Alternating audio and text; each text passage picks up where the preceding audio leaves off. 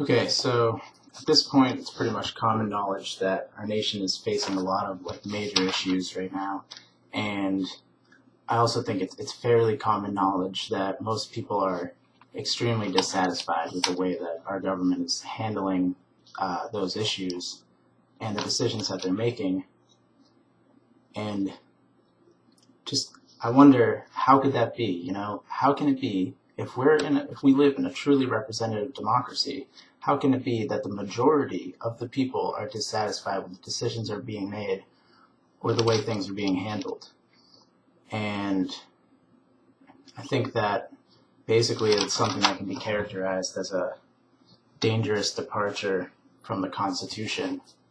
And basically I wanted to share with you some of the things that I think are the root of most of these problems that we're facing, as well as my concerns about some more recent decisions that have been made.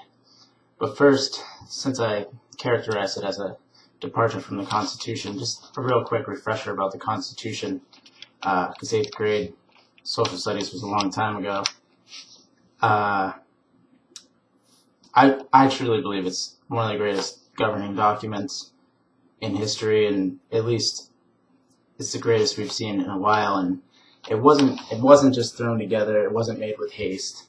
This was the result of literally all 13 states at the time each sent a group of delegates to meet every single day for 4 months, and they debated and they discussed ideas. And I really believe that after they came down to what was going to be the content, even each word was really carefully chosen. And the main purpose of the Constitution was it's interesting to notice that it didn't spell out what the government could not do. It said what the government could do. That way, it was very explicit in that way, limiting the power of the government. And there was a lot of emphasis on power of the states rather than a local federal government making decisions for the whole country. And the main point was to protect civil liberties, so much so, in fact, that even after they came up with this final document and drafted it, they then went back and added the Bill of Rights, because they were like, well, there's a few more things that should need to be really explicitly specified. So the Constitution's really hard to change, really hard. But no one has bothered to try to change it in a long time, because there's the Supreme Court, and that's an inherent part of our three-branch system, and they were created to make checks and balances on the other two branches, of course, but also to make final calls in big decisions that lower courts couldn't make a final decision on, or that the parties involved appealed to the Supreme Court to have them make a final decision.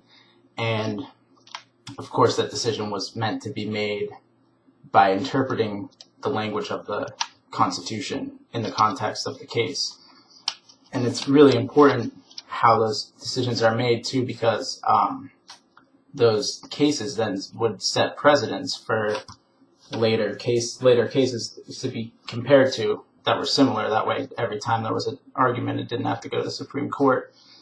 So, but the point that I want to make about the Supreme Court is that there's a lot of responsibility there to those guys to really have integrity.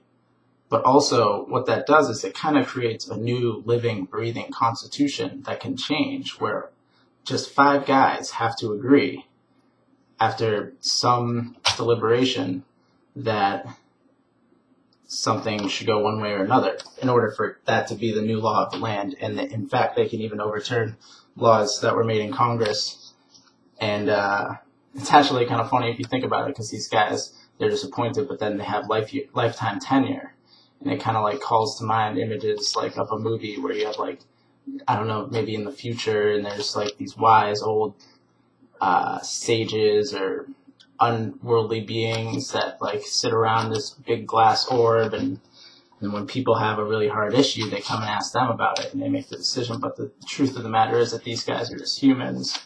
They're not wise beings from outer space or anything. So I'm really like getting off topic, but luckily I got these few talking points jotted down here and say a few. That's a understatement. But anyway, the problem is that recently the Supreme Court has been really heavily criticized for overstepping their boundaries or perhaps making decisions in a way that wasn't really exactly an interpretation of the way the Constitution was written, or judicial activism, injecting itself into political issues that would normally be the purview of the other branches.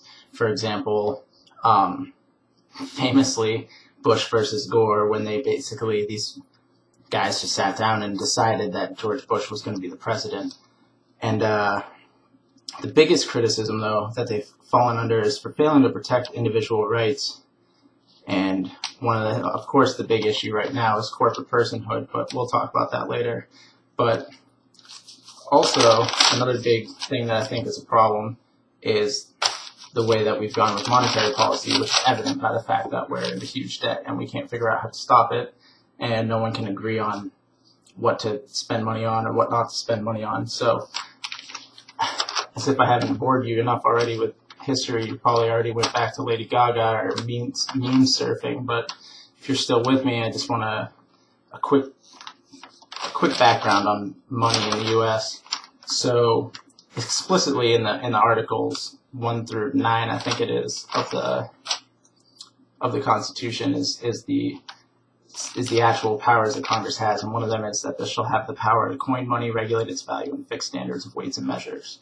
So basically what that means is they were allowed to make coins and out of a certain material of a certain size, and say that because of the value of that material, that if they make it a certain size, it's worth a certain amount. It has a certain value.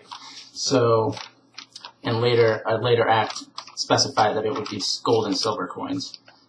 And it also says no state shall emit bills of credit, make anything but gold and silver coins as a tender in payment of debt. So it anchors the currency of gold and silver, and it prevents banks from loaning money that they don't really have, or, as is the case today, money that does not exist. And it was managed by Congress. Again, that was deliberately meant to distribute the power of determining such pressing matters to the representatives from the states. So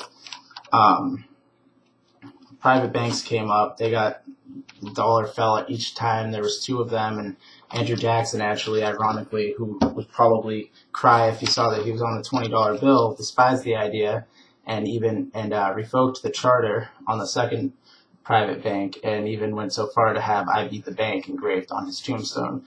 So next we had greenbacks, which were supposed to be money, or, well, they weren't meant to be actual money, but they were a promise for money. So this was a little better in the length, since if you think about it, each piece of paper that we use as money is kind of like a contract. So the language on the actual money is important. And on the greenbacks, it said, promise to pay the bearer $5 redeemable for gold coins at the Treasury. So, and incidentally, when they released these, the dollar value plummeted. But the point of this was that if you had this, you could literally walk to the Treasury and give it to them and trade it for $5 in gold. And I suppose some people did it, but I'm sure most people wouldn't head all the way to Washington, D.C. And then on the back, it also said that it's useful for everything except for foreign exchanges, because it's not really money, but it's just a promise of money. And then in the 1880s, they had bills that said, instead, they said, this certifies that there has been deposited in the Treasury of the U.S. $1 silver dollar. So payable to the bearer on demand. So at this point, this was considered actually money, because it wasn't just saying, we'll give you gold for this. It was saying there's already valuable metal deposited that represents this bill, you know.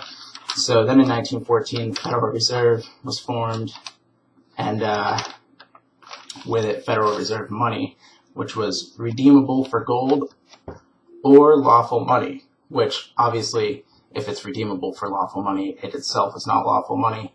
But it's kind of a dangerous turning point where they were saying this will be redeemable for the original precious valuable material that you traded with us for the certificates that you're now trading with us for these, or maybe something else that we decide is lawful money.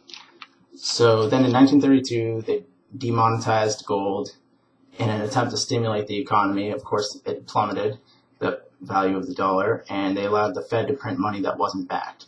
So basically, that's the evolution of money, and now we have money that literally bears no promise of value. It's just paper. Well, I think there's cotton in it as well, and there's probably some metal or something. You could probably, I don't know. But it's just paper. So it's important to note the Constitution was never amended. Never. The Article 1, Section 8 still stands, and I think that a lot of people who believe in the Constitution would agree that the best way to handle these type of situations is to obey the law. And because it wasn't a temporary framework, it was for us now and also for us in the future, and it worked in the past. So essentially, we've been hoodwinked. This was like the great hoodwinking of the early times of our country, where the government basically said, okay, you guys are trading gold. We're going to say exactly how much gold is worth what. So that's reasonable, right? It's just standardizing it. And then they said, and I'm not saying that these things necessarily followed or that they were planned in the first place, but this is how it went. And then they said, okay, well, how about we give you guys this paper, but it still represents gold, and we'll just take all the gold. You know, give us the gold, we'll give you the paper. So, and that was a little sketchy if you ask me, but still, you know, it represented gold. So, but then in 1914 or 1932, the demonetization of gold, they said, it's just paper now. You guys just trade the paper, and it's worth the amount that's written on it. But the interesting thing is, where's the gold? So they said, you guys just keep the paper. The paper is no longer worth the gold, but we'll also keep the gold, you know? So if you think about it, that's pretty screwed up. And it's basically what my brother John would dub the old bait and switch. They literally said, like, here, you give us the gold, we'll give you the paper. And then they said, okay, the paper's not representing the gold anymore, but we'll keep the gold. Thanks. Good deal. So, yeah. And I'd like to, I wanted to point out, actually, I forgot that this kind of, if you think about it, this is now a faith-based monetary system where your money has value because you believe it does. You have faith in the fact that your money has value. And if anyone that's listening is religious, I'll let you, I'll leave it to you to consider the implications of having faith in money. But, so, yeah, next. Okay, so the Federal Reserve can just print money whenever they want. My notes are so sloppy. Can just print money whenever they want, and in fact, it's not even printed anymore because the technology now is just electronically, I don't even know what to call it, but they just make electronic money and then trade it around. And you're probably saying, like, oh, Jim, that's so alarmist of you. This reminds us of you over global warming. Yeah, that's still happening. And just because they can do it doesn't mean they're going to do it, because that would destroy the economy. That would be ludicrous. They wouldn't just go around printing billions of dollars. If so, why not just pay off our deficit by printing out millions of dollars? Or, sorry, trillions of dollars. And, well, yeah, I think that that's a pretty reasonable explanation that I would have offered, like, about maybe a year ago. Like, yeah, no one's that dumb, and the Congress would never let them do it anyway. But then it started happening. So recently, without even Congress knowing, well, first of all, let me just say, you probably recall in 2008, the Congress approved the TARP bailout plan that everyone was outraged over, and there's people like still to this day outraged over, to the point where they're sleeping in the freezing cold. And that was to the tune of $800 billion, I believe, maybe $700 billion. Well, recently, I think it was Bloomberg News who invoked the Right to Information Act on the Federal Reserve because they kept refusing an audit. And what we discovered, basically, in only a partial representation of what they've been doing, is that the actual bailout was not just inclusive of American banks, but of also international banks, and was to the tune of $16 trillion. And trillion with a T. I just wanted to say that again. It's $16 trillion. So, and that went all over the world while Americans were suffering, trying to find jobs and figuring out how they're going to feed their family, or maybe wishing that they could provide their kids with more nutrition than TV dinners. We were shelling out $181 billion to the Bank of Scotland, or $354 billion to the Deutsche Bank of Germany. And of course, the biggest ones went to the American banks: Citigroup, $2.5 trillion with a T. Morgan Stanley, Merrill Lynch, Bank of America, they all got over $1 trillion. And that, which obviously, that means that the bailout to a single one of these banks completely shadows the supposed $800 TARP bailout. $1 trillion, at least, to all of these banks with a T. So in perspective of 16 trillion, because that's a huge ass number. It's hard, even for an engineer, it's hard to wrap your head around a number like 16 trillion. So the entire U.S. debt spanning its history is $14.5 trillion. The budget that's being so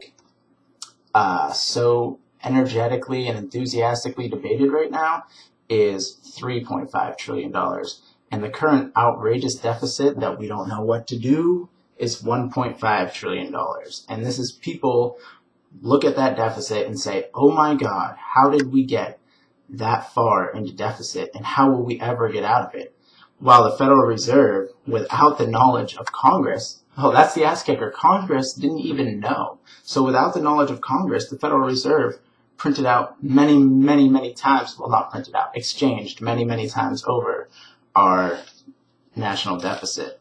And this is a big deal. This is new news. This just came out recently, so you probably haven't heard about it. It probably won't be talked about a lot for a while.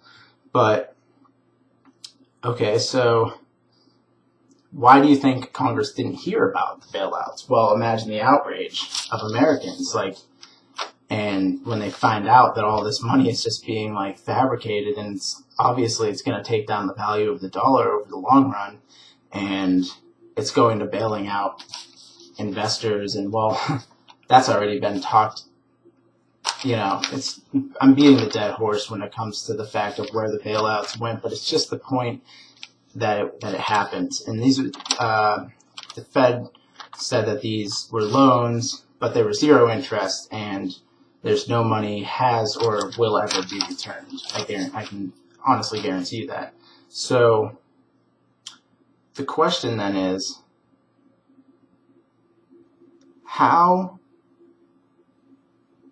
can this entity, the Federal Reserve, which controls our money, pretty much, a role explicitly granted to Congress for the sake of the distribution of power among the people, I mean explicitly, it's explicitly said in that act that I read really a long time ago. You'll have to rewind because I don't want people to hang up or, stop and go do something else. I want you to pay attention. How can they go about exchanging several times our national debt without ever even consulting Congress? Well, basically, that's an open-ended question. It's a rhetorical question, because the answer is they shouldn't be able to, and it's a very, very dangerous departure from our Constitution for them to just say, okay, well, and their statement was literally, these matters should be handled by smart market people and not the Congress. So, and we've seen where the smart market people got themselves, and that's why they needed billions of trillions of dollars. It wasn't because they're super smart. It's because they went to school and learned how to do math. That's why they're in the market. They're not just super geniuses or some otherworldly beings. So now Wall Street and the Fed are taking control and basically running, and it sounds kind of conspiracy-like, but this is just the way that I'm going to say it, and I'm not saying like any sort of like, oh, they've got some big secret like building or something where they go and have these monthly meetings, but they're basically running a secret government, and it's very far removed from the democratic process. There were secret bailouts of epic proportions, secret meetings warning all of the Wall Street executives of government action before the Congress or the public. And the very people responsible for the regulation and oversight have direct ties and often sources of income from Wall Street, which is a conflict of interest, honestly. I don't have to point that out. Who are they representing now? Are they representing me and you, or are they representing the banks? But I think that I'm getting a little off track here, but I'm just saying it was all done in secret is the main point. They shouldn't be able to do that, obviously. I don't need to clarify that. And that is actually a system of government that is not described as democracy. What's going on between the Fed and all of these big banks, and with your money that is now, well, you wonder why Ben Bernanke said that an audit of the Fed would cause economic disaster, because the value of money is based on faith, and imagine how strong people's faith in the dollar is going to be if everyone finds out about these crazy transactions that they've been doing with money that literally doesn't exist. So that brings me to my next point, which is kind of what I believe is the reason why these things are happening. Why is it that, well, anyway, corporate personhood. It was it's not a new idea. There was a recent decision that removed some restrictions on corporate personhood, but the original decision to allow a corporation and their money to be protected under the same Bill of Rights as human beings I think it was in the 70s, but it was a long time ago. Maybe my time frame is way off. But anyway, after that, people realized that that was moronic and put in some little regulations, and then a more recent decision, Citizens versus the Federal Election Committee, ended the restrictions and basically said corporations can give as much money to political campaigns as they want. But more importantly, it said that a corporation and their money is explicitly protected under the exact same rights as you, me, and human beings. So to get that, or to summarize, the smartest guys in the room, known as the Supreme Court, decided that spending money is the equivalent of free speech. And you probably are thinking, how did no one stand up and say, wait a minute, that's the dumbest thing I've ever heard? Just consider the ludicrousy of that decision. Basically, it protects the free speech of corporations at the expense of the individual free speech. And now, to really understand how absurd that is, you have to realize, you have to know a little bit about corporations. Corporations, there's no one person who is in charge of a corporation. It's kind of like a weird entity. I encourage you to Google it, what is a corporation, but there's no one person who we can turn to and say, hey, you're responsible for that decision you just made. A corporation has one obligation, and one obligation only, and that's to maximize the profit for its shareholders at the end of the fiscal year in any legal way possible. And there's no moral, patriotic, social, or environmental responsibility attached to that. Just stay lawful and achieve the greatest possible profits. But obviously staying lawful isn't much of a problem, because now they select who's elected, because they're allowed to give as much money as they want to campaigns. And now a campaign for Congress costs millions of dollars, and it's like, where's that money going to come from? They only cost millions of dollars because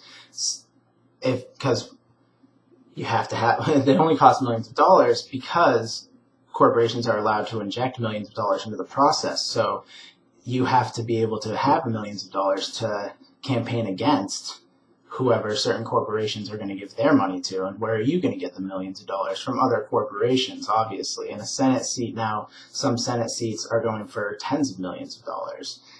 And so basically where this leaves our congressmen, like maybe they're not, maybe that, many Congress people, I believe, are good people. They're in the Congress because they wanted to be involved in public policy and they wanted to make changes that were going to make people's lives more easy and make things more prosperous in America. But now they're in this position where the statistics are that upwards of 1/3 of their time that they're in office is spent trying to find money and trying to get campaign finances.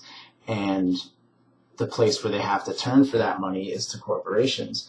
And the thing is that if a congressman then votes on a bill that gets put into law that doesn't protect the best interests of the corporations that are endorsing him, then they'll put their endorsement into his competitor at the next election, and they know that, and they're thinking, and you can bet your ass that they're thinking about that when they walk up to the box to place their vote.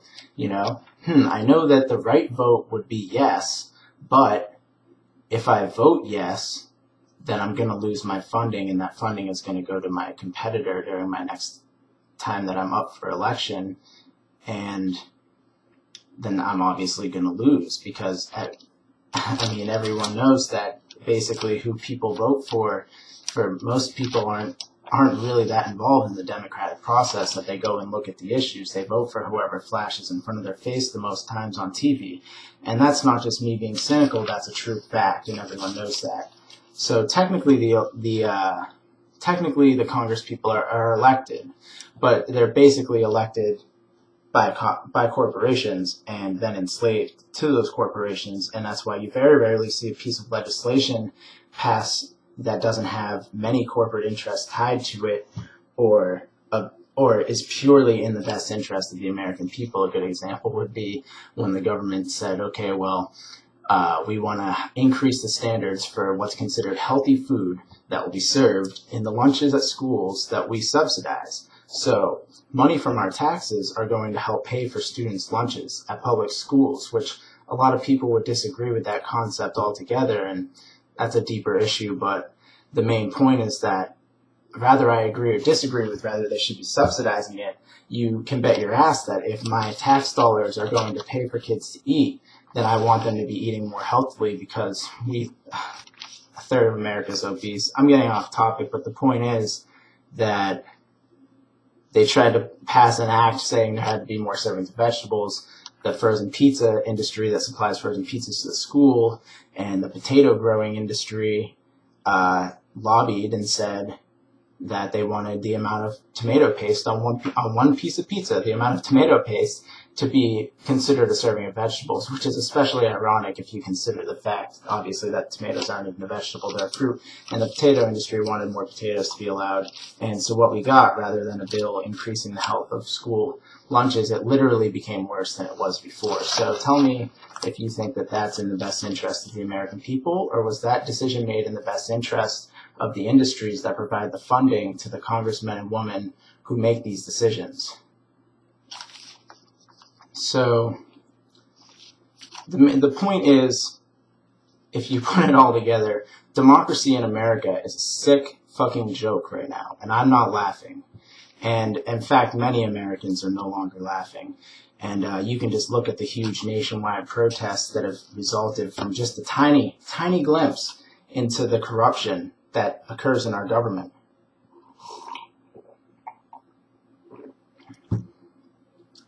But, like, for example, of course I'm referring to the Occupy movements, which many people think are like, oh yeah, they've been inspired by some of the other ones worldwide, and there's a good number of them, but people don't know that just how many there are. There are hundreds of United States cities where this was going on, and many people were coming out, but then also there were throughout the world. This was a movement that started someplace in the world and spread around and came to America.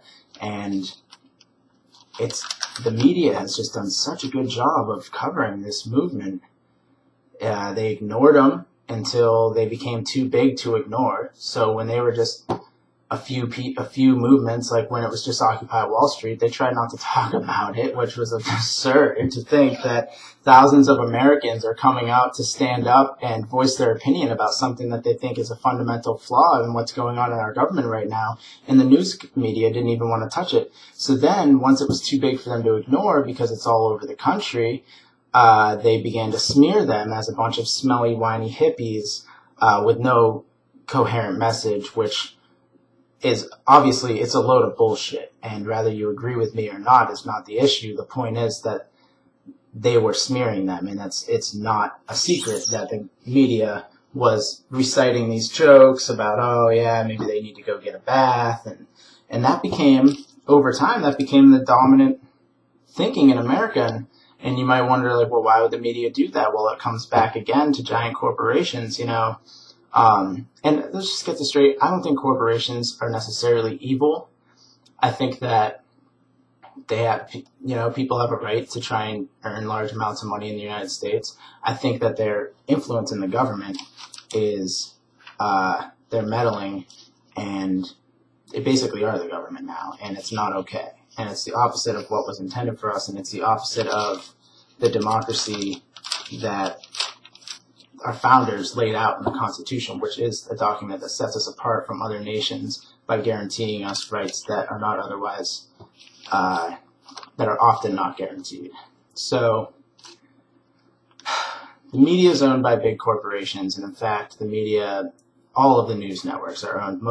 It's not a conspiracy. CNN, Fox, ABC, the Wall Street Journal, the New York Times, MSNBC, they're all owned by corporations. Most of them, there's only, I believe there's 7 corporations that own all of the media in the world, all the mainstream media in the world.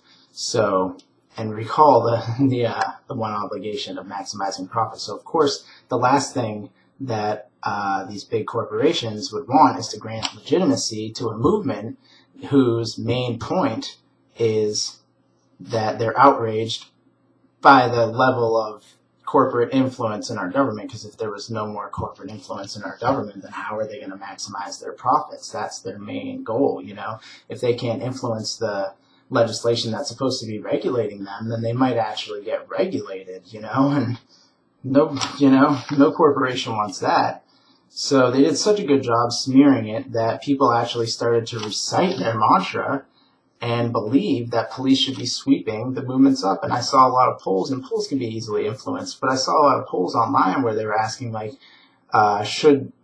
is it time for the Occupy movements to end? It was like, yes, they should be evicted because they're a public safety hazard, or no, they should be allowed to stay. You know, first of all, the wording of that is very questionable. And if you ask people enough questions like that, if they're not very aware of their rights and whatnot, then it's easy to manipulate them into believing that, oh, this is a public safety hazard. Yeah, they should get rid of them. But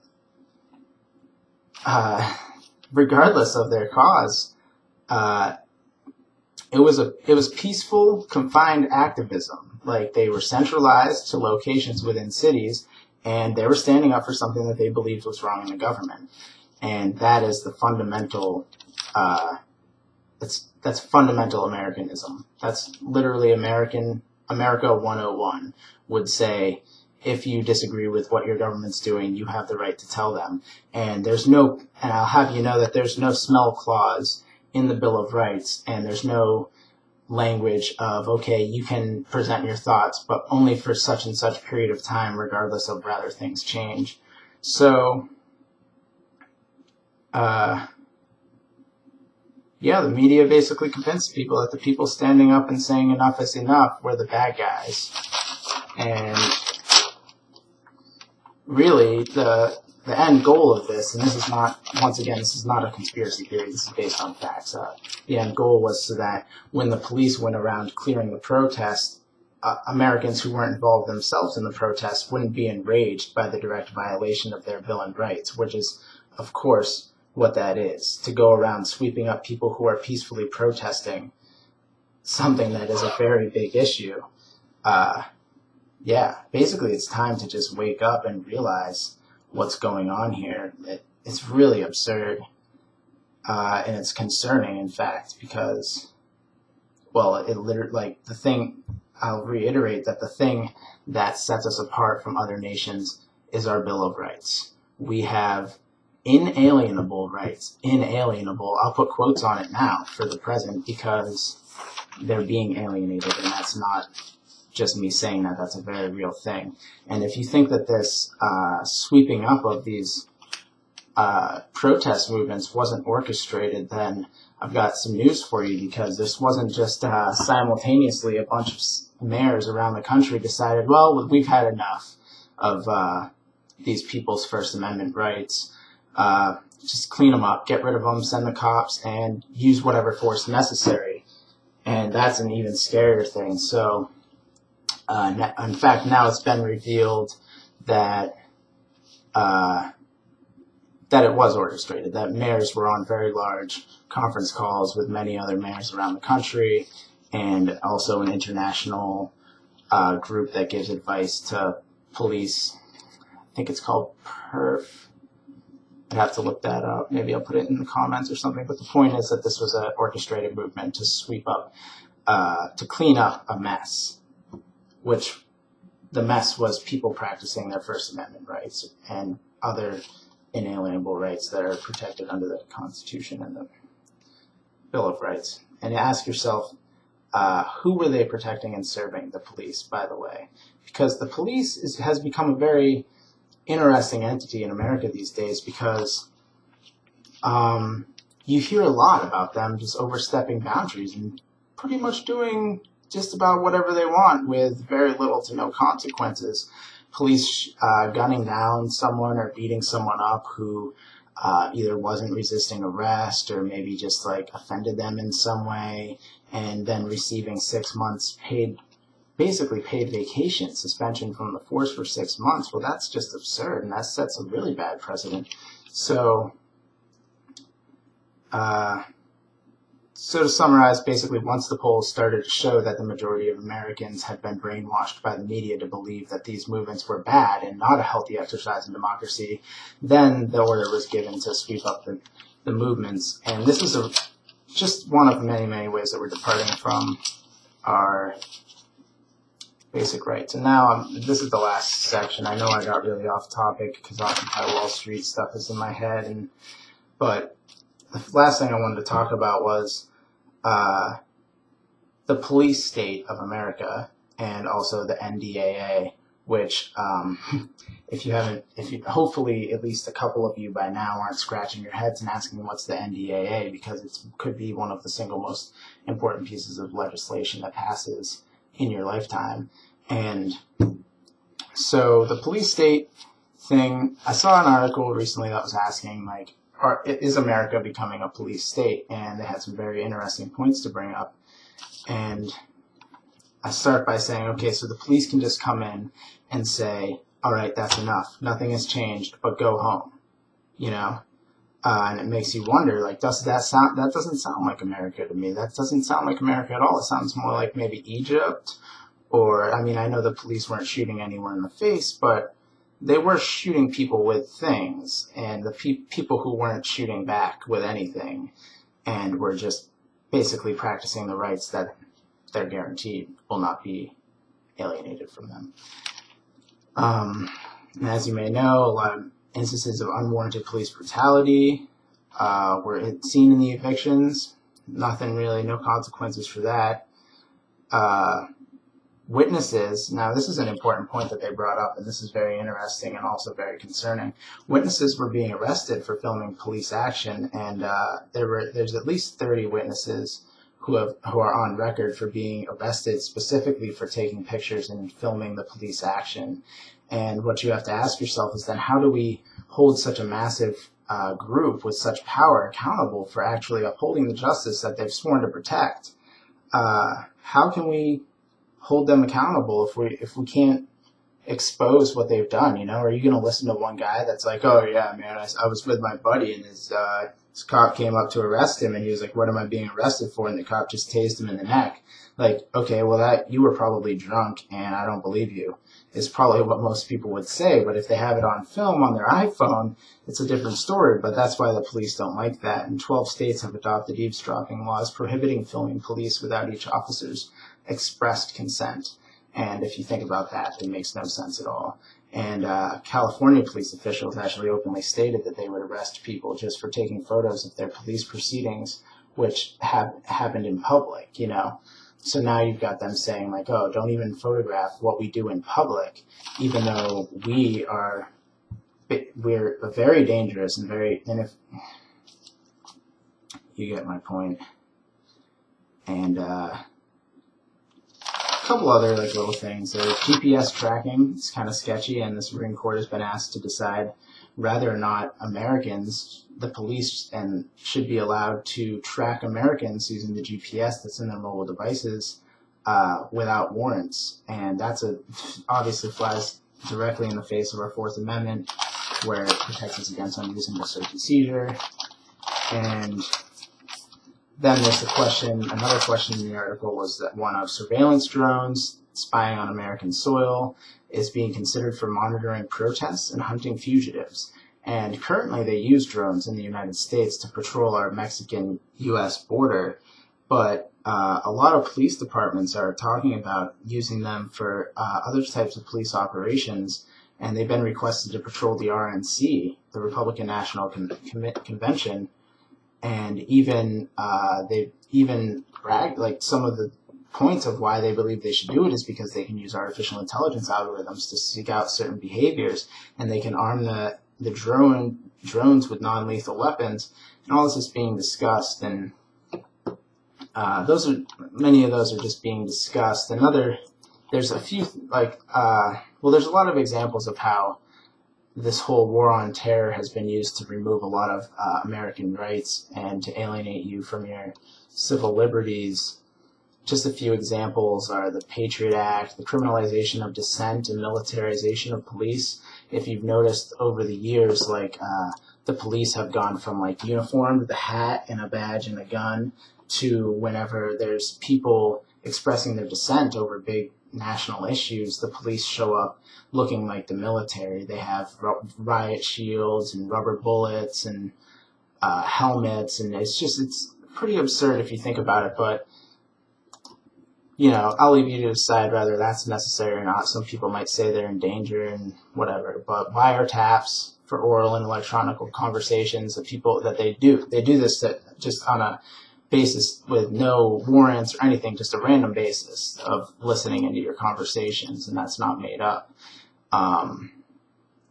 Domestic government spying on Muslim communities, sending New York Police Department and CIA agents in to monitor the Muslim communities in New York and elsewhere, and just to go in and listen to what people are doing and stuff. And it's spying on Americans, and rather you think that those Muslims are a threat or not, it's a really dangerous precedent to set to say that the police can just go around spying on us. And in fact, Ben Franklin said that, well, I have the exact language written down somewhere, but Ben Franklin said basically that anyone who is willing to sacrifice even just an ounce of their liberties for a little temporary safety doesn't deserve liberties or safety. And they probably won't have either, is my little aside there. They probably won't have either for long if they continue giving up little pieces of liberties, and that's what we're doing. And I would like to point out that it's basically a recognized fact that throughout history, great nations haven't been defeated. They fall from within. And this is basically what's happening.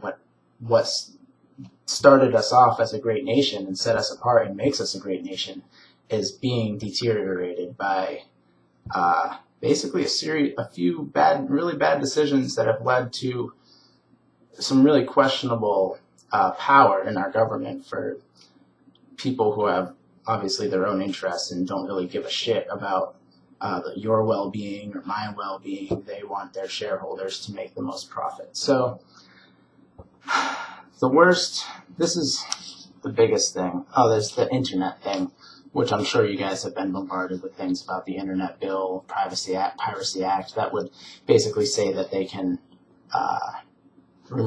take away your domain or restrict Americans from visiting certain domains that are international based on their IP address if they determine that they have whatever they decide is bad content, or they can take away your website if you have whatever they can accuse you of being copyrighted content, which they've already done that. There's already been many cases of that. I believe there was over 70 last year, and quite a few of them, after a lot of trouble and deliberation in over a year, they were given back their websites because the copyrighted material was determined to in fact not be copyrighted or a violation of any copyright. So, and this is just, this just goes against free speech and depriving citizens of property without due process, and so that's just absurd. But the real important thing that really set off this rant with my friend Ravine that turned into what you're seeing right now is the NDAA, which is the National Defense Authorization Act.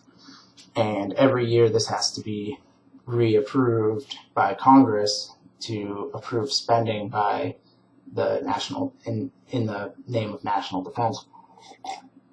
And every year there's a couple of really absurd pet projects snuck in there. But this year there's a provision that, and first I should say that this bill passed 99-1. First originally 93-7, and then later 99-1 with an amendment. And there's a provision in here that basically the goal of the provision was to set a code for the detention of terrorist suspects, which is because many people believe, and I agree, that since 9/11 we basically just handled it however they decide, just take this prisoner and put him in Guantanamo Bay, find out 8 years later that he's innocent, no big deal. So what they sought to do was to specify the actual regulations of this, and the way that they were going to do it was by having turning over the power to the military instead of the government and the police. And basically the broad language of the provision is that it allows for the indefinite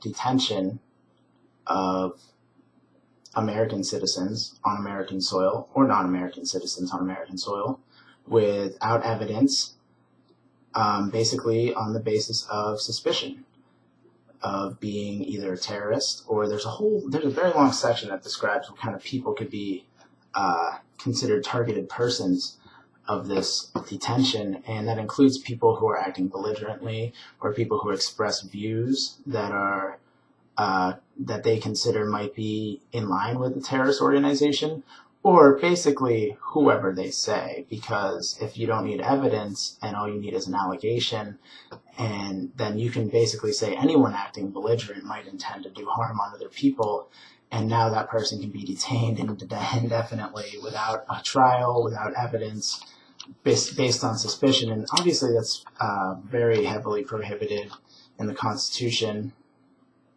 And yeah, I mean, I don't know what else to say about that. That's just a direct violation of the Constitution and the very thing that protects us from just being thrown in jail for disagreeing per se with what the government says. Because really, and indefinite is not the language. Really, it's until the hostility ceases to exist, the hostility that they may or may not have been involved in. And so basically what that's saying is until terror surrenders, as Jon Stewart put it. So you could see how that would basically mean indefinitely. And so I was thinking, obviously that I can't believe this many people voted for it, but it's probably just because of the nature of the act, and that it's the spending bill, it passes every time. Then the Obama administration said they were going to veto it. They threatened to veto it, and I said, phew. Contrary to my recent belief, Barack's got my back, apparently. And then I looked into why he was talking about vetoing it, and it was actually for the reason that it was too restrictive on who and why they could detain, and which is obviously like contrary to common sense. And I think this is just another big example of them using terror and the war on terror as a way to take away our civil liberties. And even if they're not specifically meant, like obviously I'd be a conspiracy theorist if I was saying that the government was specifically meaning to take away our liberties so that they could control us. But essentially that's what's happening, and it's been seen in the past that these Patriot Act and things like that have been abused in a way to use it on people who weren't specifically terrorists or even suspected of being terrorists and things like that. So, in summation, I think that honestly the root cause of our major problems here are mainly two things, and that's beginning with the decision that corporations are people, and so they can give as much money as they want, basically determine who's elected and determine what legislature is passed and how it's shaped. That's obviously been a huge problem, and the Federal Reserve just exercising this ludicrous acts of just exchanging fictitious money. So basically moving away from an actual valuable money system and allowing corporations to have such huge influence has basically been the root cause, as far as I'm concerned, of all these problems that we're having in America.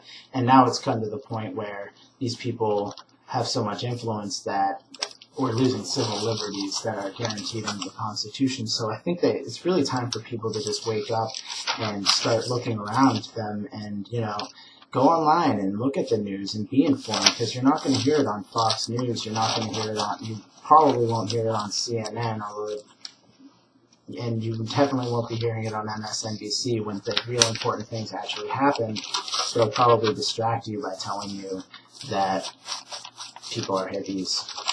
And, so you should be concerned. I'm just saying, wake up, look around, seek out the news. I'll try to keep you posted, but I mean, many of you who I would like to reach with this message have probably already gotten so annoyed by my chronic postings that they unsubscribe for me. So hopefully you see this video eventually. But I'm sorry that it was really long.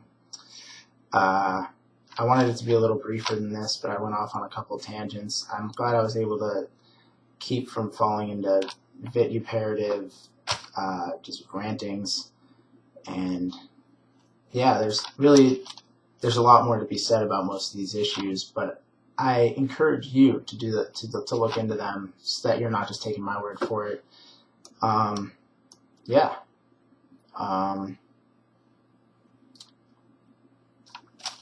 All I can say is it's pretty fucked up.